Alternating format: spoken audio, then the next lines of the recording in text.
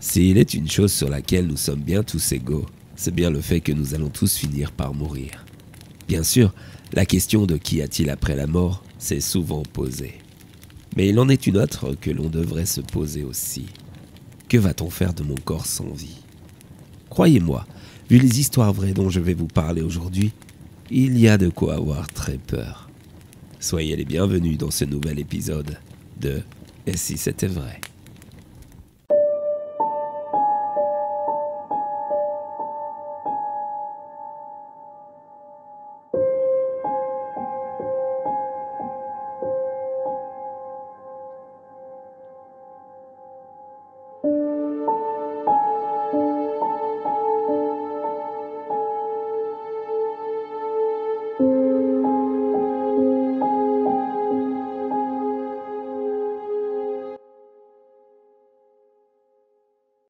Malgré le sujet très macabre de l'épisode d'aujourd'hui, nous allons commencer par une histoire d'un amour particulier. Ne dit-on pas que parfois, l'amour est plus fort que la mort ? En tout cas, dans l'histoire qui suit, vous allez voir qu'au-delà de la mort, on peut parfois être aimé.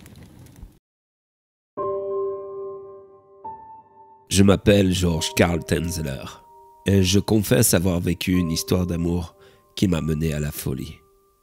Pourtant, j'avais déjà aimé une femme qui m'avait donné de beaux enfants. Mais le temps avait eu raison de notre amour. Alors à 49 ans, j'ai tout plaqué. Je suis parti aux États-Unis. J'y suis depuis 1926, où je travaille à l'hôpital militaire de Key West en Floride. C'est là que je l'ai rencontrée. Elena Milagro de Hoyos, l'unique amour de ma vie, même si elle était mon aînée de 28 ans. L'amour n'a pas d'âge, n'est-ce pas ? Lors de notre rencontre, ce que j'ai ressenti n'avait pas de commune mesure avec ce que j'avais vécu jusque-là. Je suis tombé irrémédiablement amoureux d'elle, à l'instant même. Mais la vie peut se montrer parfois cruelle. Elle avait la tuberculose. J'ai passé des mois à mettre toutes mes connaissances en médecine pour la sauver. Mais en vain. Le 25 octobre 1931, Hélène nous quittait. J'ai payé ses funérailles. Sa famille n'en avait pas les moyens. Et je lui ai fait construire un mausolée au cimetière de Key West, où je passais chaque soir la voir. Mais sa présence me manquait tant. Ma vie sans elle était complètement vide. Il fallait que je trouve une solution. Je l'ai déterrée en avril 1933 et je l'ai ramenée à la maison.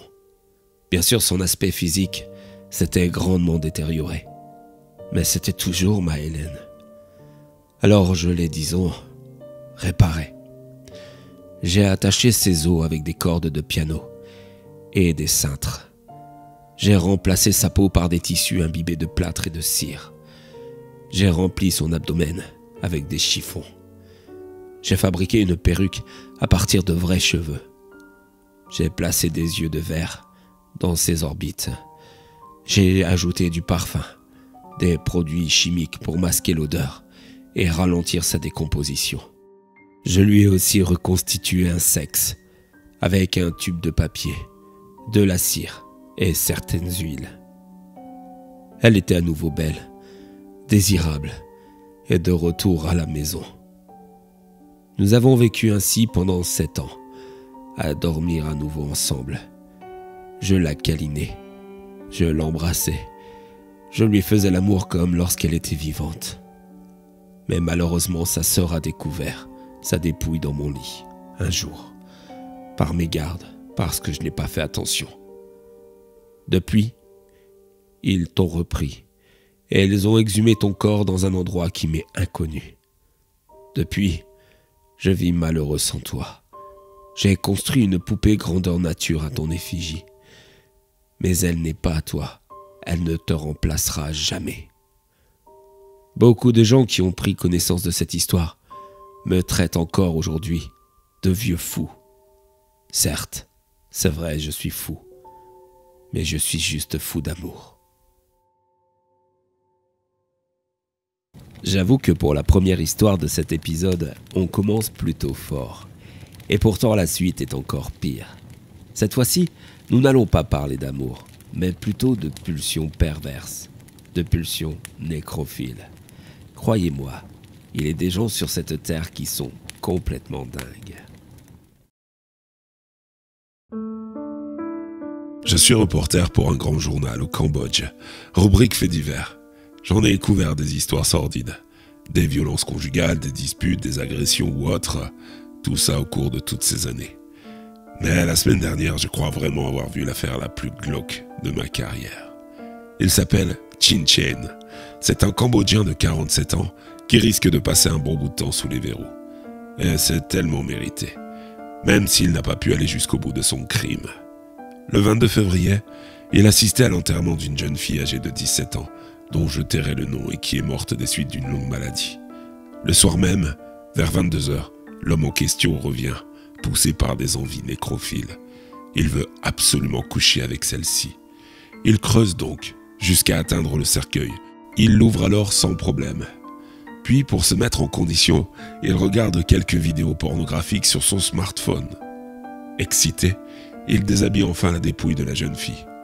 Mais finalement, gêné par l'étroitesse du cercueil, il finira par renoncer à la violer. Épuisé d'avoir creusé, l'homme finira par s'endormir sur le cadavre, son pantalon baissé jusqu'aux genoux. Il sera retrouvé 6 heures plus tard, alors qu'un de ses pieds dépasse du trou. Il sera arrêté sur le champ. J'avoue en avoir vu des histoires glauques, mais celle-ci remporte la palme. Quand on pense qu'à sa première audition, il a expliqué qu'il n'avait pas réussi à coucher avec la défunte car le cercueil était trop étroit. On devrait peut-être lui rappeler que ce n'est pas vraiment conçu pour. Non.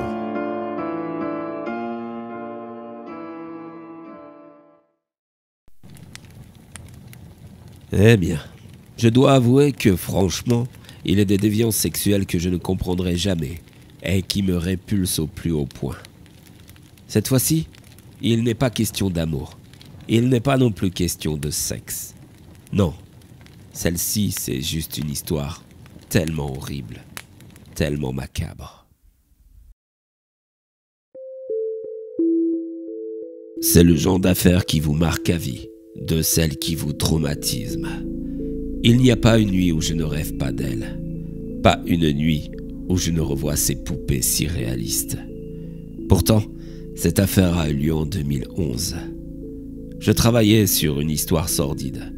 Un homme était suspecté de déterrer des cadavres d'enfants dans la province de Nijni Novgorod, en Russie. On avait une piste très sérieuse. Un certain Anatoly Moksvin, historien de profession. Ce soir-là, avec un mandat de perquisition, on devait se rendre chez lui à l'improviste, histoire de fouiller son foyer. J'avoue que notre équipe ne savait vraiment pas à quoi s'attendre, mais ce qui s'y trouvait a dépassé toutes nos craintes. C'était bien au-delà. L'homme n'a émis aucune résistance. Il s'est montré même plutôt coopératif. Nous avons alors découvert un spectacle terrifiant. Un nombre impressionnant de poupées, qui n'étaient autres que des cadavres d'enfants, momifiés et grimés. Les mains et les pieds étaient recouverts de chaussettes. Pour certaines d'entre elles, il avait même intégré des boîtes à musique dans leur cage thoracique. Je n'ai pas de mots assez forts pour vous dire ce que l'on ressent devant un spectacle aussi morbide. Mais je peux vous assurer que 9 ans après, il me hante encore. Après bon nombre d'années à nier, il a fini par confesser avoir visité plus de 750 cimetières, armé d'une pelle, pour commettre ces horreurs. Mais il ne voulait pas leur faire de mal, non, il les traitait comme si ses enfants n'avaient jamais été morts.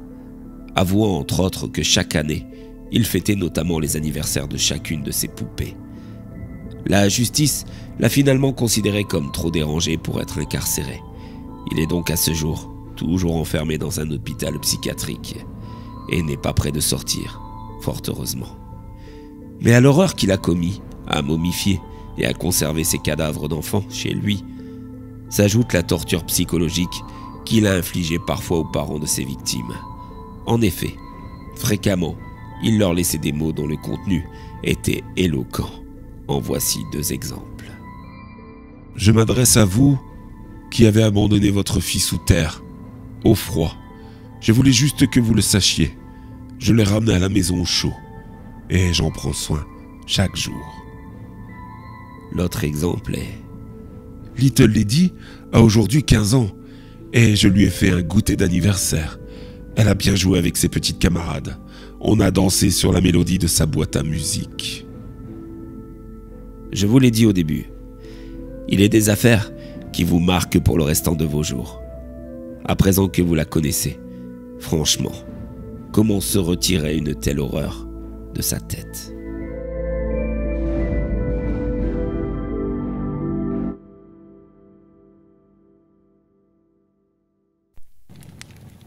Comme vous avez pu vous en apercevoir, la folie humaine pousse parfois le commun des mortels à commettre des horreurs, à tuer, à assassiner des gens. Mais parfois, au-delà de la mort, certains perpétuent des formes de crimes particulièrement macabres. Bon courage pour vous remettre de ces histoires et à très bientôt.